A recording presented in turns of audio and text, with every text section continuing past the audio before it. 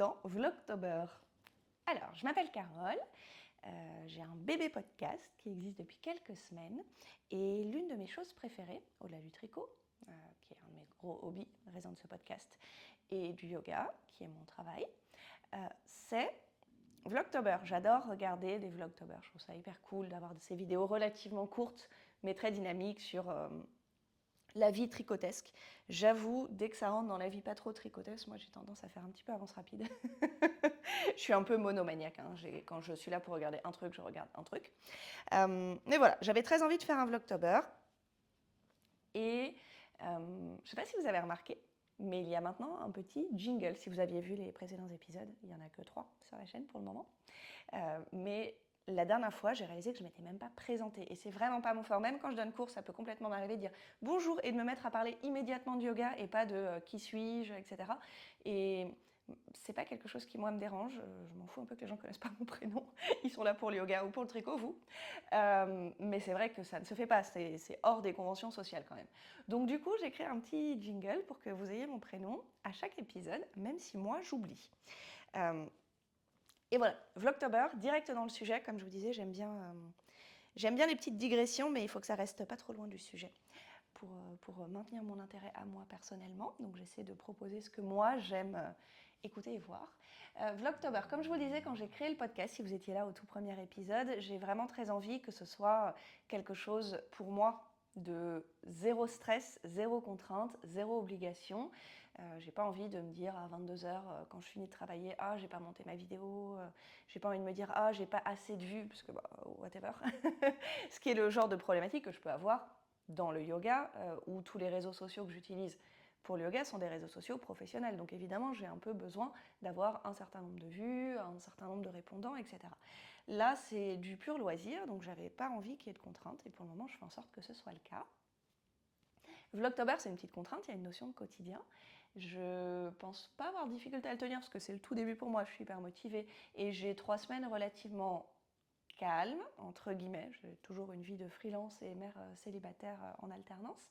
Mais je pense pas avoir de difficulté à faire ma petite vidéo quotidienne jusqu'au 21 octobre. À partir du 21 octobre, il y a les vacances scolaires et je serai en formation. Donc, il ne faudra pas m'en vouloir si c'est un Vlogtober de 3 semaines. Je vais maintenir ma résolution de ne pas me retrouver à monter des vidéos en panique à 22h30 alors que j'avais envie d'aller me coucher.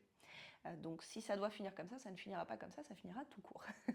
Mais là j'ai le temps, et donc on est mardi, pareil, non professionnel, pas d'anticipation, j'ai pas pris d'avance en filmant dès lundi, donc vous aurez le 1er octobre au soir.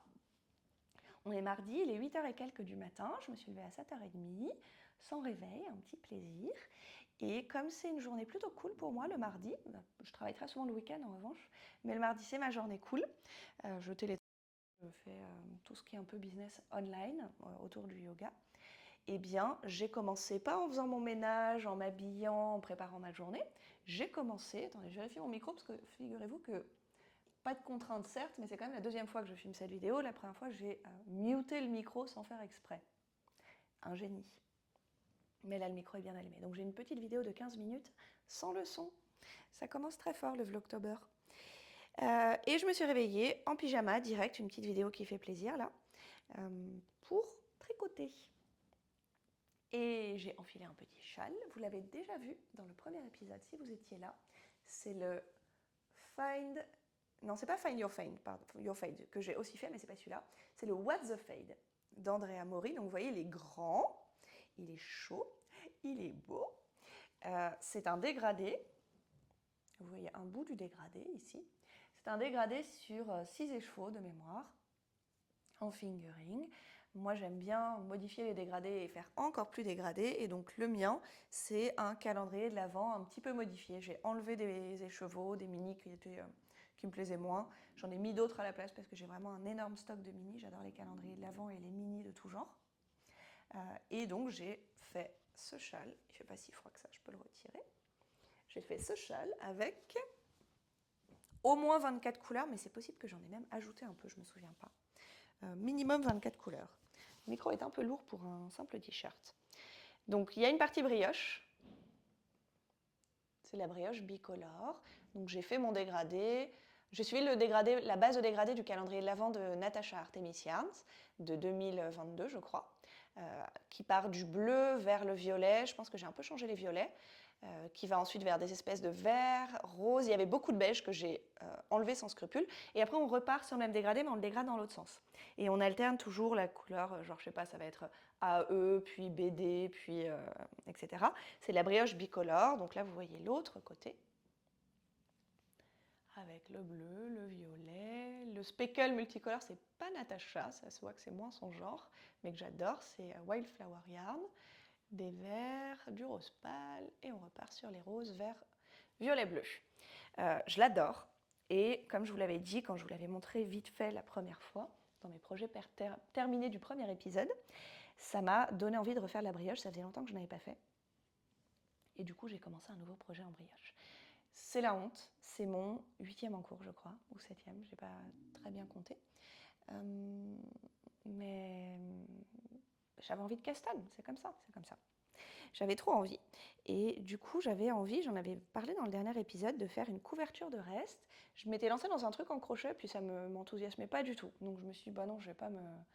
Pareil, hein, c'est du tricot à plaisir, je me mets zéro obligation quand je tricote.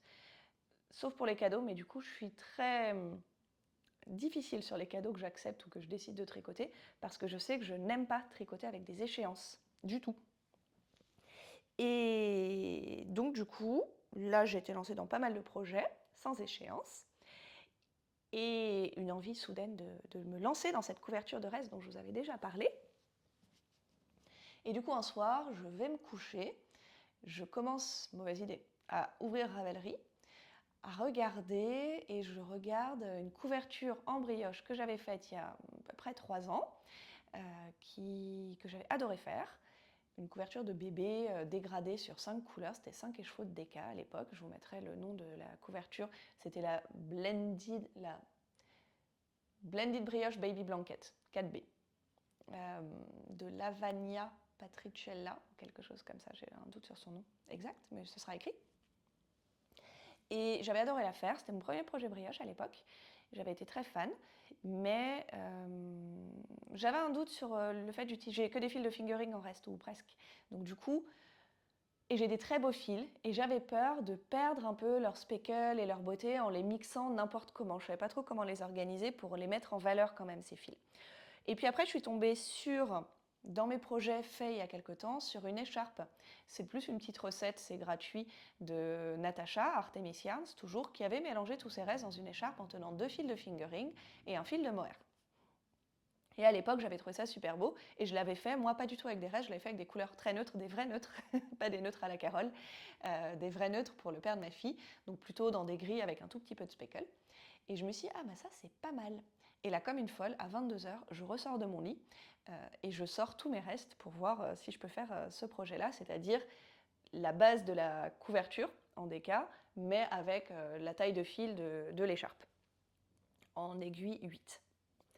Et clairement, j'ai trouvé ce qu'il me fallait. Je vous mettrai une petite photo parce que j'ai sorti tous mes restes, j'ai commencé à les classer, à les peser. J'ai fait ça jusqu'à...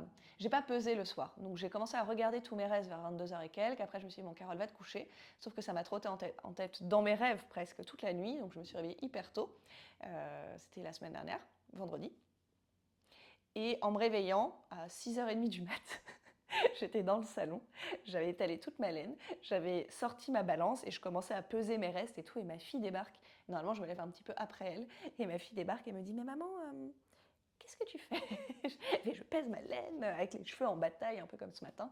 Enfin, une folle. Donc j'ai pesé tout ça, je les ai triés par couleur, j'ai fait une boîte, en plus une belle boîte que j'ai achetée chez Sostrengren, et j'ai très envie d'y retourner pour en acheter une autre pour mettre mes autres restes de couleurs. Dans une boîte, j'ai mis mes restes de neutres. Gaëlle et Laura vont se foutre de moi sur la notion de neutre, mais c'est mes neutres. Alors ça, c'est pas neutre, on est d'accord. Ça, c'est mon mohair.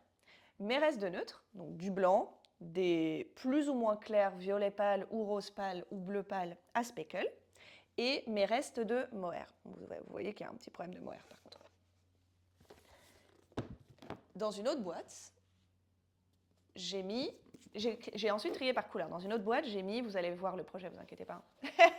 Dans une autre boîte, j'ai mis mes couleurs par thème. Donc là, j'ai mis tous mes roses. Il y avait plein de roses pâles et de violet et de corail un peu, que j'ai déjà fini parce que j'ai commencé à la tricoter, cette couverture. Et j'ai pas assez de boîte, donc dans une trousse, j'ai mis toutes les autres couleurs, donc tous les violets, tous les bleus, tous les verts. Donc la couverture va être un peu dégradée, et donc à chaque fois, je tiens un fil de mohair plutôt dans la teinte que je suis en train de tricoter, un fil de neutre à la Carole donc, et un fil de la couleur dominante du moment. Donc là, je suis dans les roses. Et voici ce que ça donne. Touc, touc, touc. Une petite couverture méga doudou. Donc elle est sur, je sais pas, 140-150 mailles environ. Brioche unicolore, vraiment le jersey de la brioche. Je suis méga fan. Je suis complètement in love de la première bande. Donc j'ai commencé par une bande de point mousse. Je suis complètement in love de la première bande. Je vous la montre comme je peux, en essayant de voir ce que je fais. La première bande qui est dans les corails avec un reste de mohair corail lui-même et deux fils assez peps, assez fluo. Et ensuite, j'ai continué de monter, je faisais avancer mes pelotes. Et puis dès qu'il y en a une qui est finie, c'est des petits restes. J'ai entre 4, j'ai enlevé tout ce qui avait moins de 4 grammes parce que franchement, changer le fil au bout de 5 mailles, c'est chiant. Donc j'ai gardé tout ce qui était entre 4. Et majoritairement, j'ai essayé de prendre que des restes, donc pas des mini non utilisés ou des pelotes non utilisées. Donc tout ce qui est entre 4 et 20 grammes. Il peut arriver que... Alors 20 grammes, c'est un mini officiel, mais parfois j'ai des grosses pelotes dont il ne reste que 20 grammes et je sais que j'en ferai rien d'autre, notamment tout ce qui est single, autant les restes de fil à chaussettes, je sais que je peux les passer dans des chaussettes, dans des contrastants, dans des machins, autant les restes de single, quand j'ai 20 grammes de single, je ne sais pas quoi en faire d'autre. Donc là, je les passe dans la couverture. Et voilà où j'en suis, et je fais des nœuds, des magic knots. Donc je ne rentre pas de fil, j'ai cherché un petit tuto sur YouTube, ça marche super bien, ça marche juste pas très bien sur la single parce que quand on tire, elle se déchire. Donc cela, faudra que je les rentre, mais pour le reste, même sur le mohair, ça passe. Donc j'ai 0 fil à rentrer, j'espère que ça tient cette histoire parce que, parce que sinon là j'en ai déjà fait une bonne quinzaine, vu que je change très souvent. Ça monte tout seul et très vite. Seule tristesse, comme vous l'avez vu, j'ai très peu de mohair en fait. Là, j'ai déjà passé presque tous mes blancs, il me reste ça. Tous mes blancs et roses clairs et corail. Il me reste ça, donc vraiment 2 rangs max de lace de langue blanche. Et après, j'ai plus de mohair blanc et je passe au violet, sauf qu'en termes de fil fingering, je suis pas du tout encore au violet, j'ai tous mes roses à passer. Et de toute façon, en quantité globale, j'avais éliminé les restes de mohair noir et bleu marine qui avait vraiment rien à voir avec les teintes de la couverture. Donc j'ai gardé tout ce qui était blanc, rose, violet, bleu clair. Et j'en ai pas assez, il me faudrait à peu près 100 grammes je pense, et j'avais 40 grammes. Donc c'était de toute façon insuffisant. Donc j'ai commandé du mohair pour finir. J'ai commandé un écheveau couleur licorne, en gros, et une pelote plutôt bleu lavande pour rentrer dans les violets bleus. Mais je ne les ai pas reçus. Donc quand j'ai fini ça, dans pas longtemps, je mets la couverture sur pause en attendant que ma laine arrive pour la continuer. Mais vous inquiétez pas pour moi, j'ai 6 ou 7 autres projets. Je reviens vous voir tout à l'heure si j'ai le temps, sinon ce sera le jour 1. Et à toutes. Recoucou, je suis passée par une petite faille spatio-temporelle. Je vous ai parlé ce matin, j'étais confortablement dans mon canapé. Il était 8h30, 9h, je pense, quand j'ai filmé. Encore un chat qui fait une bêtise. Hein. Je crois qu'elle m'a grimpé sur la tête.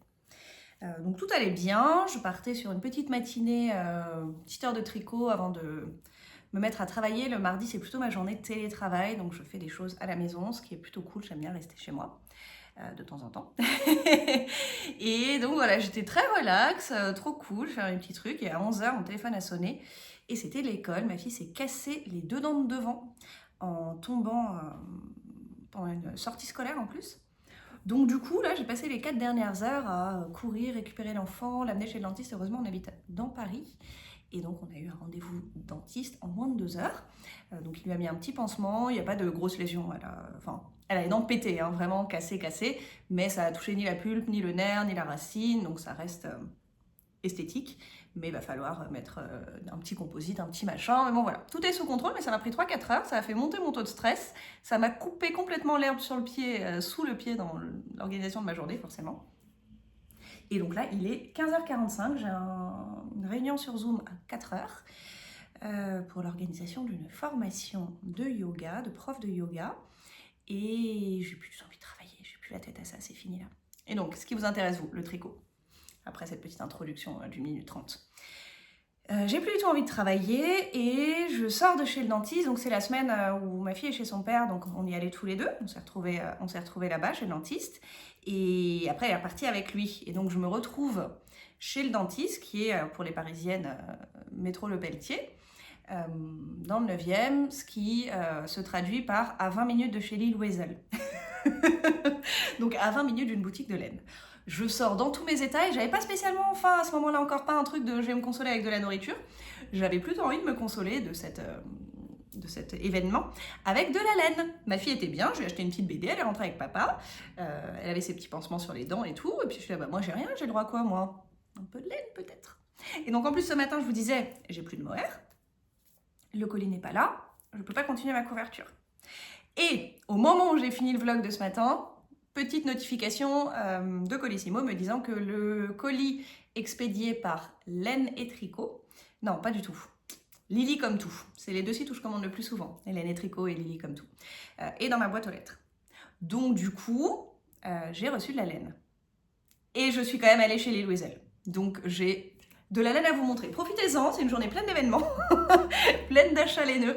J'achète pas du tout la laine, même pas tous les mois en vrai je pense, parce que j'ai un peu de stock, pas mal d'encours dans tous les sens, et plein de laine à chaussettes, et je fais plein de chaussettes et plein de trucs en fingering comme je vous disais. Donc du coup c'est rare que je reçoive de la laine, et autant dans la même journée c'est vraiment un premier jour de Vlogtober hors du commun. Je vous montre. Donc, petit emballage Lily comme tout, que vous connaissez si vous avez déjà commandé sur ce site, qui est très chouette. Et donc, j'avais commandé un écheveau et 2 pelotes de mohair pour compléter ma couverture. Alors, pour la partie un peu bleu-violet, j'avais pris un Knitting for Olive. Elle est où l'étiquette? Comme ça. Knitting for Olive. Bleu lavande, Lavender Blue. 70% mohair, 30% silk, 30% soie, 225 mètres au 25 grammes. Donc un mohair assez classique que je connais déjà. J'ai fait mon tresse KO que j'ai montré dans un épisode précédent. Avec. D'ailleurs, je porte également un tresse KO, également dégradé, moins bien dégradé. Vous voyez, il y a une petite démarcation là. Je vous ai montré le violet, je pense, la dernière fois. Et là, vous voyez mon tresse KO gris, j'en ai 2 en tout. Celui-ci est moins dégradé que l'autre, il n'y a que 3 pelotes différentes. Une blanche à speckle, une grise à speckle orange, rose, jaune. Et la dernière en bas, du gris à speckle plutôt bleu-violet. Les 2 gris à speckle, c'est de la bien-aimée que j'avais eu pour des anniversaires il y a très longtemps. Et comme finalement je porte peu de gris, j'avais mis pas mal de temps à les tricoter. Et tout est doublé d'un mohair, je pense que c'est de la Tilia, gris argenté, enfin gris moyen quoi, pour lisser le tout. Donc voilà ce que j'ai, un tresse KO. Et dans mon autre tresse KO violet, j'avais déjà utilisé cette fameuse Knitting for Olive, donc que je connais, que j'aime bien, et qui dans ma couverture que je vous montrais ce matin, va aller très bien avec la partie un peu bleu-violet. J'avais également envie d'un mohair, alors c'est la première fois de ma vie que j'ai un mohair à speckle. Alors c'est pas vraiment des speckles, c'est des petites taches de couleur, c'est pas des points, mais quand même fan. Il s'appelle Unicorn Party, c'est Sisley Rigget à Garn, la marque, donc c'est danois. 72% mohair, 28% soie, 420 mètres au 50 grammes, donc là c'est un 50 grammes, donc j'ai 420 mètres, ce qui me permet avec ces deux-là de quasi finir la couverture. Enfin, je pense, si j'utilise l'intégralité de ces deux-là, c'est de mohair. Mais je surveille là, parce qu'il ne faudrait pas rater la réunion, parce que, excusez-moi, je suis en plein octobre, du coup, je suis à la bourre. Et j'avais ajouté, pas pour la couverture, ma fille veut des mitaines et elle aime le bleu canard. Moi, j'aime ce mohair-là, je le trouve hyper doux, je suis très fan. Et donc, je lui ai pris, je crois pas qu'il est je crois qu'il a un numéro plus qu'un nom. Je vais regarder. C'est le coloris, ouais c'est ça, le coloris 1121. Donc clairement c'est une espèce de bleu canard. Je crois qu'il y avait un nom quand même sur le site de Lily comme tout. J'essaie de regarder mais non, je ne vois pas de nom là écrit à part le numéro. Mais très joli bleu canard, très brillant ces mohair de Gepard Garn. Ils sont hyper moelleux, hyper doux. Moi je suis vraiment trop fan. J'ai un pull entier fait avec, donc là ce sera pour des mitaines pour ma fille. Et il y aura peut-être un petit peu de reste qui pourra finir dans la fin de la couverture, peut-être. Donc j'en étais là. Et puis après j'ai eu envie d'aller chez Louise parce que j'avais déjà ouvert ça quand je me suis retrouvée devant chez le dentiste à me dire oh, je suis vraiment pas loin de la boutique. Donc j'y vais en me disant bon de toute façon je vais pas me remettre à bosser, je vais avoir 1 heure de battement avant ma réunion, au point où j'en suis, allons faire un petit tour, c'est toujours sympa de voir de la belle laine même si on n'achète rien. La naïveté de la fille qui pense qu'elle va aller dans la boutique et ne rien acheter. Et j'ai acheté des trucs. J'ai acheté un petit truc et un gros truc. En fait, ma couverture, vous l'avez vu ce matin, il y a quand même beaucoup de roses. Et j'étais là, bon bah, ça c'est cool, mais c'est un peu multicolore finalement. Ça, c'est plutôt la partie violette, voire bleutée de ma couverture. Et ça, bon bah, ça c'est un non-sujet. Déjà, c'est pas pour ce projet. Et les restes, ils pourront finir dans le bout de la couverture sur le bleu-vert, quoi. Mais pas du tout sur le rose. Et donc, en fait, je me disais, soit je mets ça sur le rose, mais ça va éteindre un peu le rose. Il n'y a rien qui va le rehausser. Et je me suis dit, non, mais je veux du mohair rose, en fait. Et j'ai fini par ne pas acheter du mohair, mais un truc qui va faire un peu le même effet, je crois. J'ai acheté de la Cumulus. Donc c'est un truc qui était très à la mode il y a quelques années. Ce mélange baby suri alpaca, 74%, et soie de mûrier, mulberry silk, 26%. Est-ce que vous avez entendu le clac? C'était ma cheville. Vraiment une prof de yoga en carton. Voilà, c'est à peu près le même type de métrage, un peu plus gros je crois que du mohair, mais bon à nouveau, je suis sur une couverture tricotée en triple fil, où je suis relativement relax sur l'échantillon là. Ça s'appelle Sorbet, le coloris, et je cherche le métrage. Bah c'est une surprise, voilà, on ne saura jamais. 25 grammes, 150 mètres, donc c'est un peu plus épais. Mais à nouveau, juste avant j'étais sur de la lace qui était plus fine, donc voilà, ça va, ça vient. Donc ça coûte, je sais pas, 7 € je crois. Donc j'étais très raisonnable, je m'apprêtais à sortir. Et là, je passe devant le mini stand de la bien-aimée de la boutique. Et vraiment, je vois une couleur, mais qui est juste ma came, quoi. J'avais vraiment trop envie de la voir et je me dis, ouf. En plus, c'était pour la couverture, donc acheter un mohair la bien-aimée, pour ordre d'idée, on parle d'un mohair à 37,90 € les 50 grammes. Acheter un mohair pour le mettre au milieu de plein d'autres couleurs, tenu en triple dans une couverture, c'est vraiment absurde. Et en même temps, j'étais dans un état de faiblesse émotionnelle à ce moment-là précis. Bon, voilà, je suis repartie avec. Mais regardez ça! Je sais pas si vous le voyez en entier. Là, vous le voyez en entier. Donc, complètement ma came, bleu turquoise avec des speckles, rose avec des speckles, rose un peu violet ici. Enfin, vraiment, c'est vraiment ce que je voulais, quoi. C'est sublime. Je suis fan, je suis refaite. C'est plus fin, parce que là, on a 500 mètres aux 500 grammes. C'est ça. Et coloris tickle, 70% mohair, 30% soie. Là, vraiment, je suis équipée de mohair. Donc, je ne vais pas forcément utiliser tout, du coup. Je vais utiliser un petit peu de chaque, ce qui est aussi cohérent avec la couverture de reste. J'étais un peu embêtée à l'idée qu'il y ait un seul mohair et que ce soit trop lissé. J'aimais bien l'aspect multicolore, finalement, de cette couverture. Bah là, je suis contente. Voilà. Normalement, je vais essayer de vous retrouver une dernière fois en fin de journée. J'aurai pas autant de temps tous les jours. C'est ma journée cool, comme je le dis, mais comme ça, on commence fort Vlogtober et après, de temps en temps, vous aurez des mini-journées. Alors là, vous avez le petit intermède running puis yoga. Il y en a pour moins d'1 minute si vous voulez faire une avance rapide parce que vous en avez marre. Je vous invite quand même à juger de mes capacités techniques de prof de yoga en carton qui filme une séance entièrement floue. Alors heureusement, c'était juste ma pratique personnelle que je filmais, c'était pas un cours en ligne. Vous imaginez le carnage, un remboursement immédiat. Et puis voilà, retour au tricot ensuite.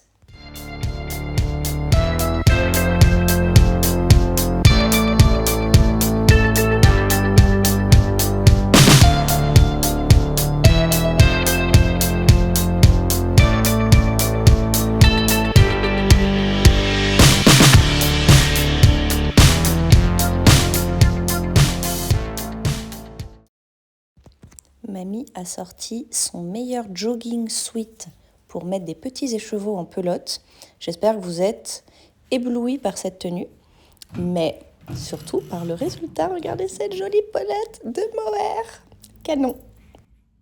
Alors, je pense que c'est la dernière vidéo du jour. Il est 20h30, je vais dîner. Il fait de toute façon très sombre, donc je ne pourrai plus vous montrer de trucs colorés et jolis. Je vous ai mis quelques petites images de ma fin de journée, yoga, footing et mise en pelote, le plus important, d'un de mes écheveaux de mohair. Et du coup, je vous montrerai demain ce que va donner le petit tricot. Je vais ajouter ce mohair à ma couverture. Et la suite demain. Bonne soirée!